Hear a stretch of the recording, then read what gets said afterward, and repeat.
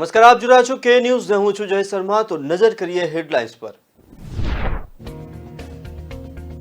ભારતીય સેનાએ વધુ સારી ચોકસાઈ માટે સ્વદેશી ટેકનોલોજીથી સજ્જ Akash prime missile air defence missile સિસ્ટમની બે નવી રેજિમેન્ટ ખરીદવાનો પ્રસ્તાવ મૂક્યો।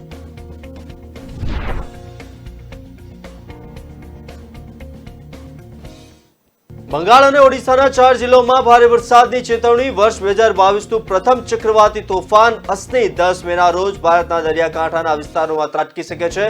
હવામાન વિભાગે બંગાળ અને ઓડિશાના 4 જિલ્લાઓમાં ભારે વરસાદની ચેતવણી જારી કરી। છોટાઉદેપુર જિલ્લાના આદિવાસી વિસ્તાર ધરાવતા નસવાડી ધર્માંતરણ અટકાવવા માટે નસવાડી મામલતદારને આવેદનપત્ર આપવામાં આવ્યું।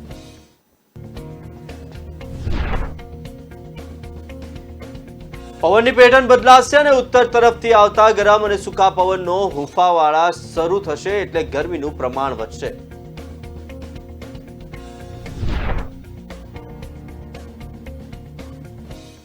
એક્સિસ મ્યુચ્યુઅલ ફંડમાં કૌભાંડ। ફંડમાં મોટા ગોટાળા કરાયાનો આક્ષેપ। 7 સ્કીમના ફંડ મેનેજર્સની હકાલપટ્ટી। એક્સિસ મ્યુચ્યુઅલ ફંડ પાસે સેબીએ માંગ્યો રિપોર્ટ। નજર કરીએ સમાચાર પર વિસ્તારથી। તો ભારતીય સેનાએ વધુ સારી ચોકસાઈ માટે સ્વદેશી ટેકનોલોજીથી સજ્જ Akash prime missile air defence missile સિસ્ટમની બે નવી રેજિમેન્ટ ખરીદવાનો પ્રસ્તાવ મૂક્યો છે। આ રીતે ભારતીય સેનાને દુશ્મનના વિમાનો અને ડ્રોનને મારવાની ક્ષમતા વધારવા માટે એક મુખ્ય મેક ઇન ઇન્ડિયા સોલ્યુશન મળશે। સૂત્રોએ જણાવ્યું છે કે સરકાર સમક્ષ દરખાસ્ત એડવાન્સ સ્ટેજ પર છે। આ પ્રસ્તાવ ચીન અને પાકિસ્તાનના બંને તરફેથી હવાઈ હુમલાઓ સામે દેશના હવાઈ સંરક્ષણને વધુ મજબૂત બનાવવામાં મદદ કરશે। અગાઉ સેનાના પશ્ચિમ અને દક્ષિણ પશ્ચિમ કમાન્ડોએ આકાશ મિસાઇલના વર્તમાન સંરક્ષણના લગભગ 1 ડઝન પરીક્ષણો કર્યા હતા। તમામના ઉત્તમ પરિણામો હતા। જ્યારે તાજેતરના સંઘર્ષો દરમિયાન આ મિસાઇલોએ ઓપરેશનલ ભૂમિકામાં પણ તૈનાત કરવામાં આવી હતી। આકાશ પ્રાઇમ સ્વદેશી એક્ટિવ રેડિયો ફ્રીક્વન્સી સિક્કરથી જ સજ્જ છે, જે આ મિસાઇલ્સના હાલના વર્ઝનની સરખામણીમાં વધુ સારી ચોકસાઈ પ્રદાન કરે છે। આ સિવાય તે ઊંચાઈવાળા વિસ્તારોમાં ઓછા તાપમાનમાં વધુ સારું પ્રદર્શન કરી શકે છે। આ મિસાઇલ્સને 4500 મીટરની ઊંચાઈ પર તૈનાત કરી શકાય છે અને તે લગભગ 25 થી 30 કિલોમીટરની રેન્જમાં લક્ષ્યોને નિશાન બનાવી શકે છે।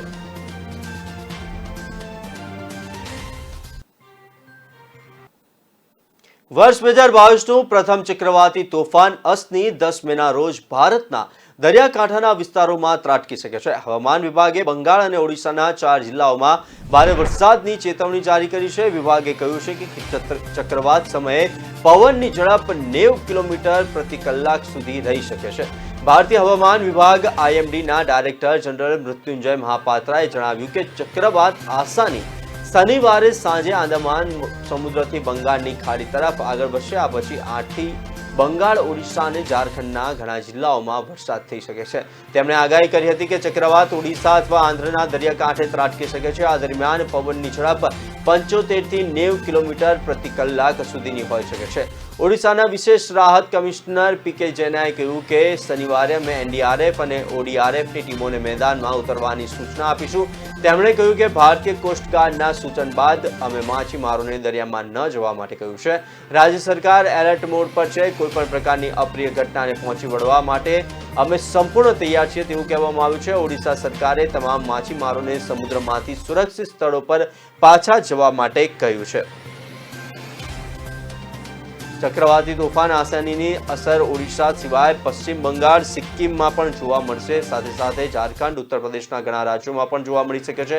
IMDએ ઓડિશા માટે યલો એલર્ટ જાહેર કર્યું છે। આ પહેલા ડિસેમ્બર 2021માં ચક્રવાત જવાદ ભારતમાં આવ્યું હતું। તે જ સમયે ચક્રવાત ગુલાબે સપ્ટેમ્બર 2021માં દસ્તક આપી હતી, જ્યારે મે 2021માં ચક્રવાત યાસે બંગાળ, બિહાર સહિત ઘણા રાજ્યોમાં તબાહી મચાવી હતી।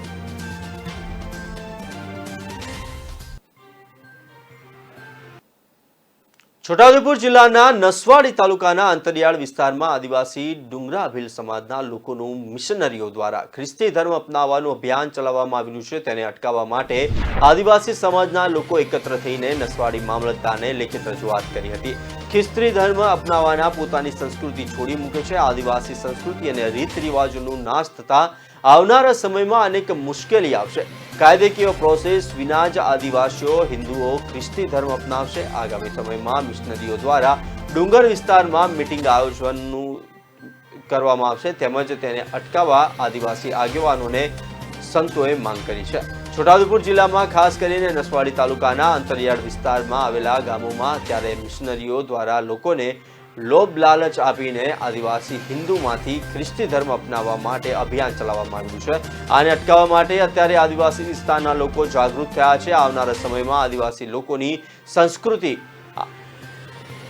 જેને લઈને આવેદનપત્ર આપવામાં આવ્યું છે. આગામી સમયમાં ખ્રિસ્તી ધર્મ દ્વારા સાંસ્કૃતિક પ્રોગ્રામ થવાનો છે તેને અટકાવવાની પણ માંગ થઈ છે.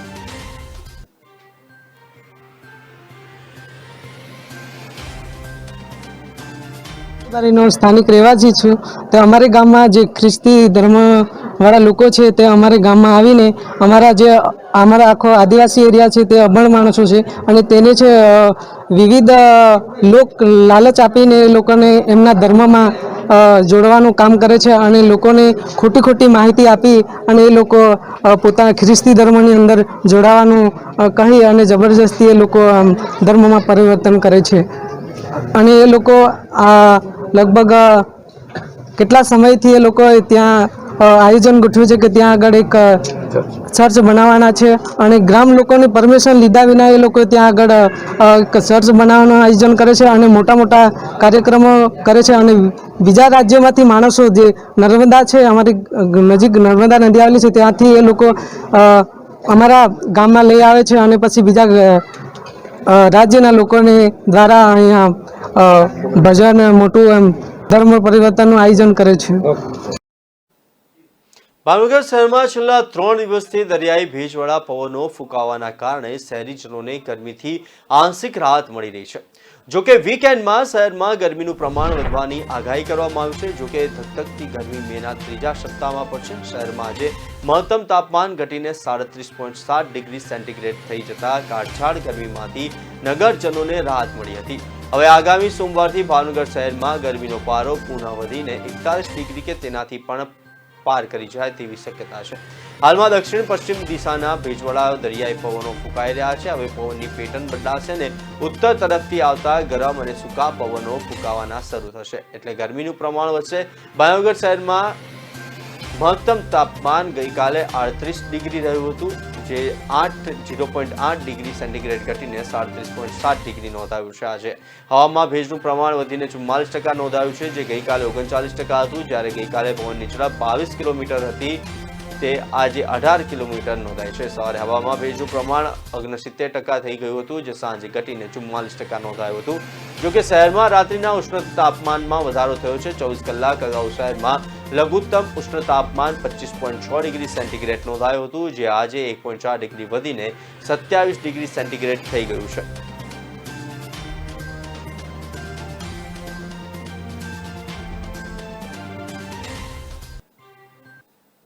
ભારતીય એક અગ્રણી મ્યુચ્યુઅલ ફંડ હાઉસિંગ પર ફરી એક ગેરરીતિનો આરોપ મૂકવામાં આવ્યો છે. દેશના ટોચના mutual fund house Axis mutual ફંડના ટોચના 3 અધિકારીઓ સામે નિયમો વિરુદ્ધ ફંડ અને રિસર્ચને આધારે કૌભાંડ આચર્યું હોવાનો આરોપ મુકાયો છે અને તેમના પદેથી તાત્કાલિક હટાવી દેવામાં આવ્યા છે. એક્સિસ ફંડ હાઉસ કુલ 7 મ્યુચ્યુઅલ ફંડ સ્કીમનું સંચાલન કરનારા 3 ફંડ મેનેજર્સ પર સ્ટોકના ફ્રન્ટ રનિંગનો આક્ષેપ લાગ્યો છે. આ આક્ષેપો બાદ એક્સિસ મ્યુચ્યુઅલ ફંડ પાસે સેબીએ રિપોર્ટ માંગ્યો હતો. સેબીને શંકા જતા ફંડ હાઉસને તાત્કાલિક પગલાં લેવાનો આદેશ કરાયો છે. અહેવાલ અનુસાર એક્સિસ મ્યુચ્યુઅલ ફંડની 7 ફંડ સ્કીમનું સંચાલન કરનાર 3 અધિકારીઓ પર આ તપાસની ગાડીઓ કસાતા તેને કામગીરીથી દૂર કરાયા છે.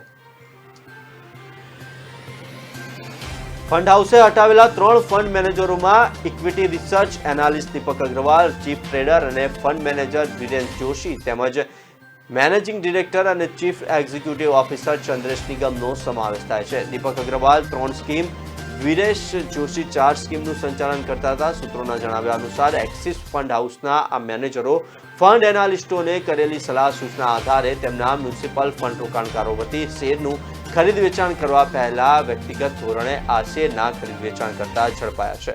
સરળ શબ્દોમાં કહીએ તો આ ફંડ મેનેજરો સામે એનાલિસ્ટોની ટિપ્સ પરથી પહેલા વ્યક્તિગત ફાયદો ઉઠાવવાનો આરોપ લાગ્યો છે.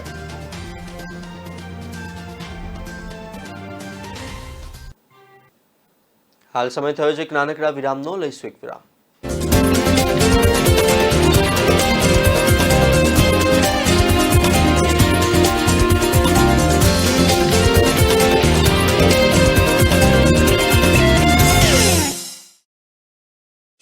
न ऐश का न द्वेष का, यह दंगल है देश का. सुलगती समस्याओं के जुलसते सवालों का होगा दंगल देश का. प्रशासन के प्रश्नों को लेकर होगा दंगल देश का. शिक्षा, स्वास्थ्य, समाज, कानून और व्यवस्था के आज क्या है हालात. सोमवार से शुक्रवार रोज रात 8 बजे जलपा क्षत्रिय के साथ दंगल देश का.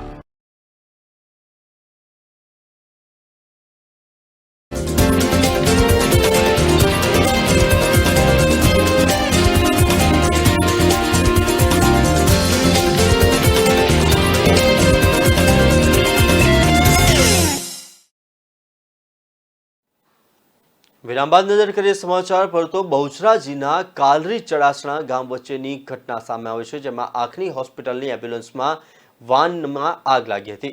રણછોડદાસ ચેરિટેબલ ટ્રસ્ટ રાજકોટની એમ્બ્યુલન્સમાં આ આગ લાગવાની ઘટના બની હતી. વારાણસીથી પરત આવતા બહુચરાજીના કાલરી ગામ પાસે એમ્બ્યુલન્સમાં આગ લાગવાની ઘટના બની હતી. રણછોડદાસ ચેરિટેબલ ટ્રસ્ટ આંખના મફત ઓપરેશનનું કામ કરે છે. અગમ્ય કારણોસર લાગેલી આગમાં એમ્બ્યુલન્સ બળીને ખાખ થઈ હતી. મહેસાણા ફાયર વિભાગને જાણ કરવામાં આવી હતી અને સદનસીબે કોઈ પણ પ્રકારની જાનહાનિ થઈ નથી.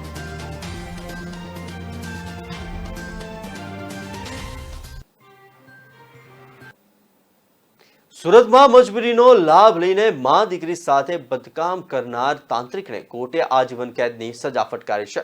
કોર્ટે પુરાવા ગ્રાહ્ય રાખીને તાંત્રિકને સજા ફટકારી પીડિતોને 4 લાખ વળતર ચૂકવવા આદેશ કર્યો છે. સુરતના અઠવા પોલીસ સ્ટેશન વિસ્તારમાં વર્ષ 2017માં તાંત્રિકે માતા અને પુત્રી પર દુષ્કર્મ આચર્યું હતું. આ કેસ કોર્ટમાં ચાલી જતા કોર્ટે આરોપી તાંત્રિકને આજીવન કેદની સજા ફટકારી છે. સાથે જ પીડિત પરિવારને 4 લાખ વળતર ચૂકવવા આદેશ કર્યો છે. મહિલા તેના પતિની માનસિક સ્થિતિ સારી ન હોવાથી તાંત્રિક પાસે ગઈ હતી. એ દરમિયાન તાંત્રિકે માતા અને પુત્રીને પોતાની હવસનો શિકાર બનાવી હતી.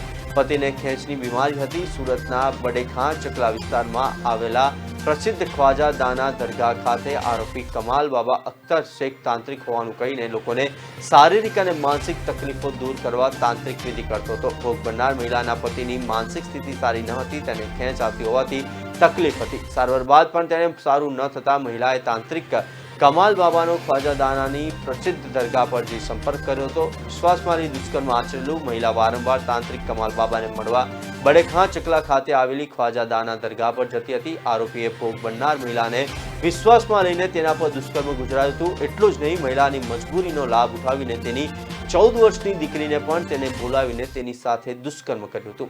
કોર્ટે આજીવન કેદ ફટકારી છે. ફરિયાદી પક્ષના વકીલ નયન સુખડવાલાએ જણાવ્યું કે તાંત્રિકનું કામ કરતો કમાલ બાબાએ માતા અને પુત્રી ઉપર દુષ્કર્મ કર્યાની ફરિયાદ નોંધવામાં આવી હતી. આ બાબતે નામદાર કોર્ટ સમક્ષ રજૂ કરેલા તમામ પુરાવા અને કોર્ટે ગ્રાહ્ય રાખ્યા છે. જજે કલમ 376, 504, 506(2) પોસ્કો અને એટ્રોસિટી એક્ટ હેઠળ દોષી જાહેર કર્યો છે. આજીવન કેદની સજા સંભળાવી છે. સાથે જ પીડિત પરિવારને 4 લાખ વળતર આપવાનો પણ હુકમ કર્યો છે.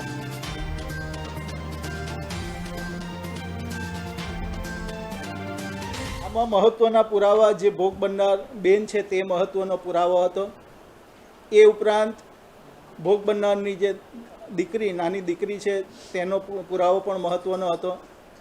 એક આપણને કોઈ પણ માણસને મનમાં એકદમ એ થઈ જાય કે આ ભોળી બાઈને ભોળવીને કેટલું અધમ કૃત્ય આરોપીએ કર્યું છે.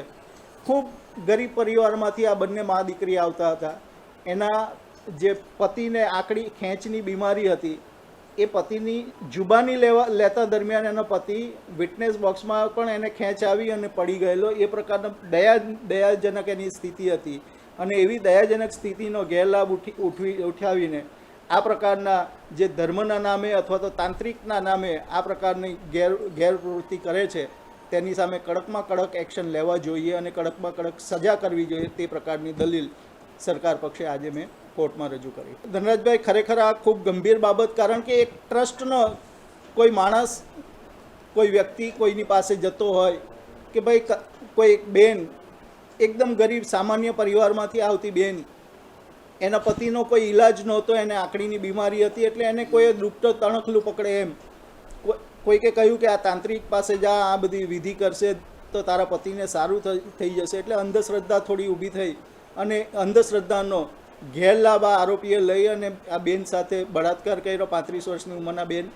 ત્યાર પછી એની છોકરી 14 વર્ષની, એની સાથે બળાત્કાર કર્યો. એટલે આ ખૂબ ગંભીર કૃત્ય કહેવાય અને એ ગંભીર કૃત્ય જોતાં જ નામદાર કોર્ટે આજે આરોપીને મહત્તમ સજા, આજીવન કેદની સજા ફરમાવી. ગુજરાત હાઈકોર્ટે શુક્રવારે આપેલા એક ચુકાદાથી મકાન ખરીદનારાઓને મોટી રાહત મળી છે. હાઈકોર્ટે સ્પષ્ટ કર્યું છે કે બાંધકામના કુલ ખર્ચ પર વસૂલવામાં આવતા જીએસટીમાં જમીનની કિંમતને ગણતરીમાં લઈ શકાશે નહીં. એટલે કે જમીનની કિંમત નહીં, માત્ર બાંધકામ ખર્ચ પર જ જીએસટી લાગુ થશે. આ કેસના અરજદાર મુંજાલ ભટ્ટે જણાવ્યું હતું કે જીએસટીના એક નોટિફિકેશન પ્રમાણે જમીનની કિંમત તથા બાંધકામની કિંમત ભેગી કરીને તેના 1/3 જેટલી કિંમત બાંધકામની કુલ કિંમત ગણીને તેના પર જીએસટી ગણવામાં આવતો હતો. કાયદાકીય જોગવાઈ પ્રમાણે જીએસટી વિભાગ ક્યારેય જમીનની ખરીદી કિંમત પર જીએસટીની વસૂલાત ન કરી શકે. ત્યારે જે કિસ્સામાં જમીનની ખરીદની કિંમત અલગથી દર્શાવતું એમઓયુ હોય અને તેની સાથે બાંધકામની કિંમત અલગ દર્શાવાઈ હોય તો તેવા કિસ્સામાં માત્ર બાંધકામની કિંમત જ ધ્યાને લઈ તેના પર જીએસટી વસૂલવામાં આવે તેવો હાઈકોર્ટે ચુકાદામાં સ્પષ્ટ કર્યું છે. ઘણા સમયથી બિલ્ડર દ્વારા પ્લોટિંગ સ્કીમ અને જમીન વેચાણ ઉપર જીએસટી લાગુ પડે કે નહીં તેને લઈને ગેરસમજ પ્રવર્તી હતી. જીએસટીના ડરથી બિલ્ડરો દ્વારા જમીન ખરીદનાર વ્યક્તિ પાસેથી 12% અને 5%ના દરે જીએસટી ઉઘરાવીને સરકારમાં જમા કરાવવા પડતા હતા. કેન્દ્ર સરકારે બિલ્ડર પોતાની સ્કીમનું વેચાણ કરે ત્યારે જમીનની કિંમત 33% ગણી બાકીની રકમ ઉપર એટલે કે 66% ઉપર જીએસટી લાગે તેવો પરિપત્ર કર્યો હતો, જેને લઈને મુંજાલ ભટ્ટ નામના કરદાતાએ જીએસટીના પરિપત્રને ગુજરાત હાઈકોર્ટમાં પડકાર્યો. કરદાતાએ ગુજરાત હાઈકોર્ટમાં સરકાર દ્વારા જમીનની કિંમત 33% કેવી રીતે નક્કી કરવામાં આવી તે મુદ્દે કોર્ટમાં પડકારવામાં આવ્યો હતો, જેને લઈને હાઈકોર્ટે ચુકાદામાં જણાવ્યું હતું કે સરકાર દ્વારા 33% જમીનની કિંમત ગણી જીએસટીમાં મુક્તિ અયોગ્ય છે. કરદાતા પાસે જમીનની કિંમતનો વિકલ્પ રહ્યો છે, એટલે કે કોઈ પણ જમીનની કિંમત ટોટલ રકમના 33% ગણી શકાય નહીં. જ્યાં જમીનની કિંમત અલગ દર્શાવવામાં આવી હોય તો માત્ર બાંધકામ ખર્ચ પર જીએસટી વસૂલી શકાશે.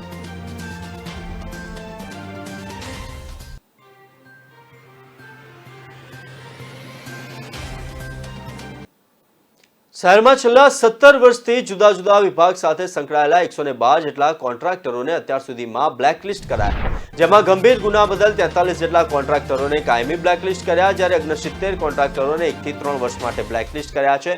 બીજી તરફ બ્લેકલિસ્ટ કરેલા કોન્ટ્રાક્ટરો કંપનીનું બીજું નામ બનાવીને ફરીથી મ્યુનિસિપલમાં કામગીરી શરૂ કરી દે છે. આ બાબતે વિરોધ પક્ષના નેતા શહેજાદ ખાન પઠાણે જણાવ્યું કે મ્યુનિસિપલ સાથે 928 જેટલા કોન્ટ્રાક્ટરો કામ કરે છે, જેમાં 12% જેટલા એટલે કે 112 કોન્ટ્રાક્ટરો તો છેલ્લા 17 વર્ષમાં જ બ્લેકલિસ્ટ કરાયા છે.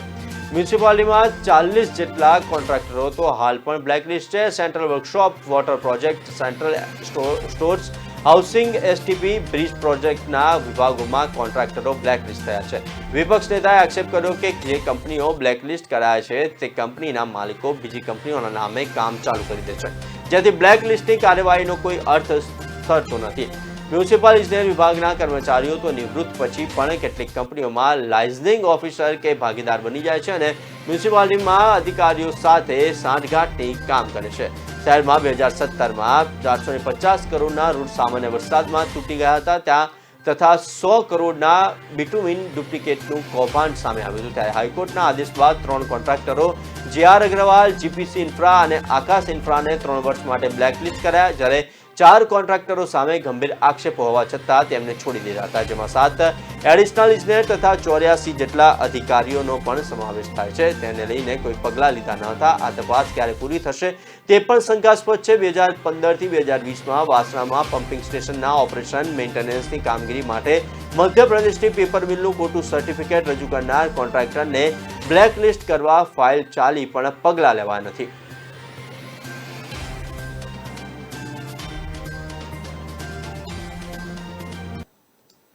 તાજેતરમાં અમદાવાદમાં ઇન્કમટેક્સ ટ્રિબ્યુનલે મહત્વના ચુકાદામાં ઠેરવ્યું છે કે કોઈ વેપારીએ ધંધાને લગતા વ્યવહારો કર્યા હોય અને તેમની બેલેન્સ શીટમાં લેણા બાકી બોલતા હોય તો તેની ઉપર ઇન્કમટેક્સ લાગુ ન પડે. શહેરના એક વેપારીના બેલેન્સ શીટમાં લેણા બાકી હોવાથી ઇન્કમટેક્સ અધિકારીએ એના ઉપર ટેક્સની આકારણી કરી હતી. ટ્રિબ્યુનલે આ આકારણી રદ કરતા જણાવ્યું કે આવા બાકી લેણાને બોગસ ન ગણી શકાય અને તેના પર ટેક્સની વસૂલાત ન કરી શકાય. તાજેતરમાં જ અમદાવાદના એક વેપારીના કિસ્સામાં આકારણી દરમિયાન વેપારીએ લેણદેણના વ્યવહાર રજૂ કર્યા હતા, જેને ઇન્કમટેક્સ અધિકારીએ શંકાસ્પદ ગણાવી માન્ય રાખ્યા ન હતા. આમ આ વ્યવહારોને આવકમાં ઉમેરી તેના ઉપર 30% ટેક્સ લગાવી તેની આકારણી કરવામાં આવી હતી. આમ વેપારીના લેણા રકમને આવક ગણી તેની ઉપર ટેક્સની રિકવરી કરવામાં આવી હતી, જેને લઈને કરદાતાઓએ અમદાવાદ ઇન્કમટેક્સ ટ્રિબ્યુનલમાં અપીલ કરી હતી. ટ્રિબ્યુનલે નોંધ્યું હતું કે જ્યારે વેપારી માલની ખરીદી કરે અને તેનું પેમેન્ટ ઓનલાઈન બેંકથી કરવામાં આવ્યું હોય ત્યારે તે વ્યવહારોને શંકાસ્પદ ગણી શકાય નહીં, તેમજ તેને આવકમાં ઉમેરી શકાય નહીં.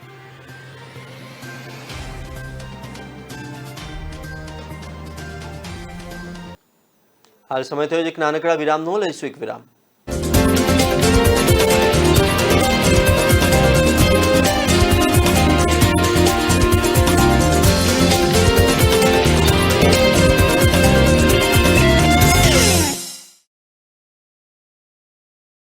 પ્રજાના પ્રાણ પ્રશ્નોને વાચા આપે છે કે ન્યૂઝ. વાત ગામડાની હોય કે ખેડૂતના ખેતરની, કૃષિ બજારની હોય કે મોંઘવારીના માર્ગની, મહિલાની મૂંઝવણ હોય કે નાના વેપારીના મનની ગૂંચવણ, વિદ્યાર્થીની વાત, પ્રજાને મૂંઝવતી તમામ વાત એટલે જનતાની વાત. ઉઠાવો ફોન અને ડાયલ કરો. કે ન્યૂઝ રજૂ કરશે જનતાની વાત જનતાના મુખે. દર રવિવારે સાંજે 7:30 થી 9:30 મેરેથોન માહિતી રજૂ કરતો ફોન ઇન કાર્યક્રમ જનતાની વાત.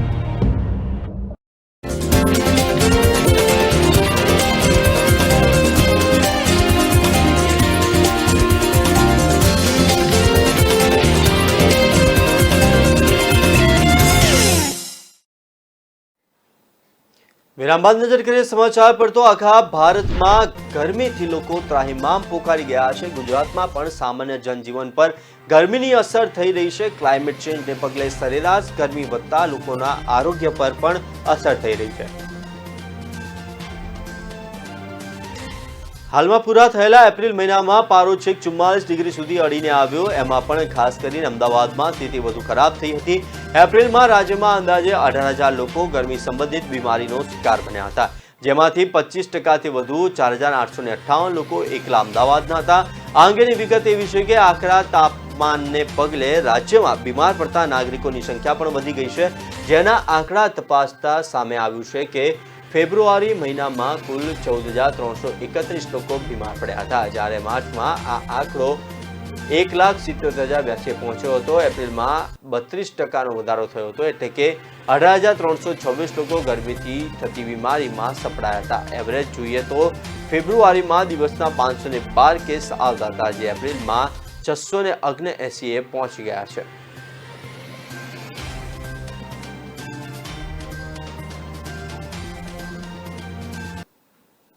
અમદાવાદ મ્યુનિસિપલ કોર્પોરેશનના ટેક્સ વિભાગમાં લોકોના પાસેથી પૈસા લઈ અને ટેક્સની રકમ કોર્પોરેશનના ખાતામાં જમા કરાવ્યા વગર જ ભરાઈ ગઈ હોવાનું બતાવી દેવાનું કૌભાંડ સામે આવ્યું છે.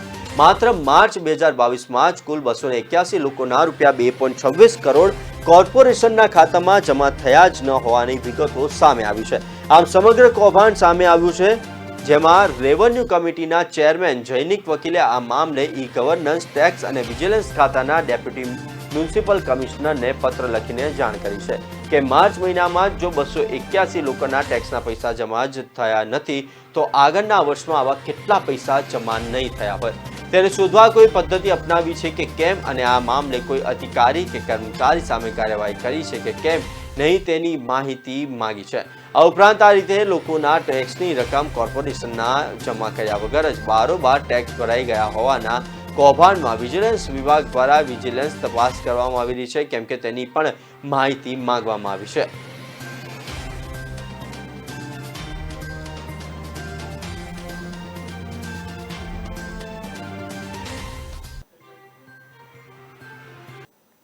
રાજ્યમાં કોરોનાના કેસમાં ઘટાડો થઈ રહ્યો છે. રાજ્યમાં છેલ્લા 24 કલાકમાં 14 નવા કેસ નોંધાયા છે અને 17 દર્દી સાજા થયા છે.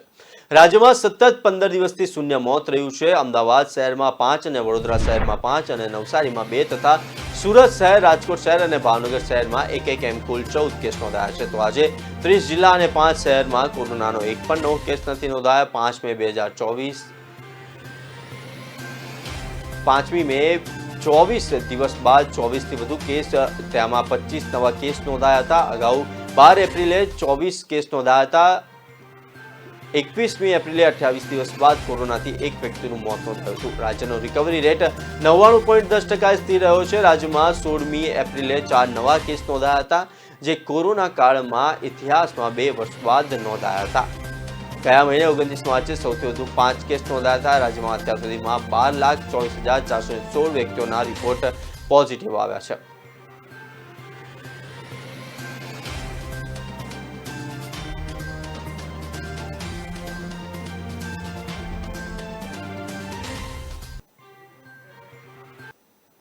એમએસ યુનિવર્સિટીની આર્ટ્સ ફેકલ્ટીમાં શરૂ થતી પરીક્ષાની તારીખો ફેકલ્ટીઓએ જાહેર કરી દીધી હતી. જોકે યુનિવર્સિટીએ સત્તાવાર જાહેરાત ન કરતા આવઢાવભરી સ્થિતિ જોવા મળી છે. 15 દિવસ પહેલા પરીક્ષકોને પેપર કાઢવાની સૂચના આપવાની હોય, પણ હજુ કોઈ સૂચના અપાઈ નથી. એમએસ યુનિવર્સિટીના પરીક્ષા વિભાગના ગેરવહીવટ ચાલુ જ રહ્યો છે. તેના કારણે ફેકલ્ટી સત્તાધીશોને વિદ્યાર્થી બંનેને સોસવાનો વારો આવી રહ્યો છે. 16 મેથી આર્ટ્સ ફેકલ્ટીની ટીવાયની પરીક્ષા શરૂ થઈ રહી છે, જેની જાહેરાત ફેકલ્ટી દ્વારા કરી દેવામાં આવી છે, પણ યુનિવર્સિટીએ સત્તાવાર રીતે આ અંગેની કોઈ જાહેરાત કરી નથી. યુનિવર્સિટીનો પરીક્ષા વિભાગ આ અંગેની જાહેરાત કરે ત્યાર પછી જ પરીક્ષા લેવાશે તેવું નક્કી કરાયું છે. આ ઉપરાંત પરીક્ષાના 15 દિવસ પહેલા પેપર કાઢવા માટે પરીક્ષકોની નિમણૂક કરવામાં આવી રહી છે, ત્યાં સુધી કરવામાં આવી નથી. પરીક્ષા વિભાગના ડેપ્યુટી રજિસ્ટ્રાર દર્શન મારૂક દ્વારા જે પ્રકારે વહીવટ ચલાવવામાં આવી રહ્યો છે, તેના કારણે યુનિવર્સિટીની તમામ ફેકલ્ટીના ડીન અને અધ્યાપકોમાં રોષ જોવા મળી રહ્યો છે. તેના દ્વારા કોઈને પણ યોગ્ય જવાબો આપવામાં આવતા ન હોવાથી પણ વ્યાપક ફરિયાદો ઉઠી છે. કોમર્સ ફેકલ્ટીમાં લેવાનારી પરીક્ષા માટે પરીક્ષા વિભાગે આર્ટ્સ ફેકલ્ટી પાસે જગ્યા માંગી છે. આર્ટ્સ ફેકલ્ટીમાં ગુંબદનું સમારકામ ચાલતું હોવાથી આર્ટ્સ ફેકલ્ટીએ પોતે પણ 16મીથી શરૂ થનારી પરીક્ષા માટે સાયન્સ સંસ્કૃત મહાવિદ્યાલય પાસે જગ્યા માંગી છે. પરીક્ષા વિભાગના અંદર વહીવટનો દાખલો છે કે તેમને ખબર જ નથી કે ગુંબદના સમારકામના પગલે આર્ટ્સમાં જગ્યા જ નથી.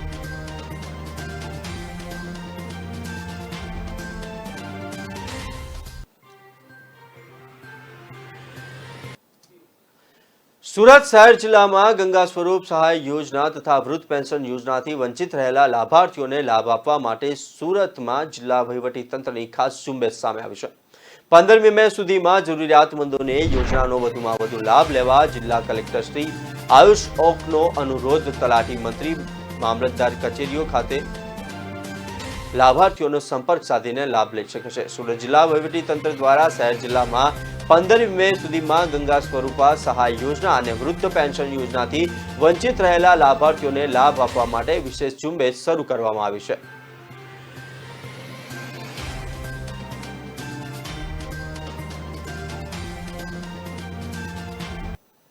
હાલ સમાચારમાં આટલું જ. વધુ સમાચાર અને અપડેટ માટે જોતા રહો કે ન્યૂઝ. નમસ્કાર.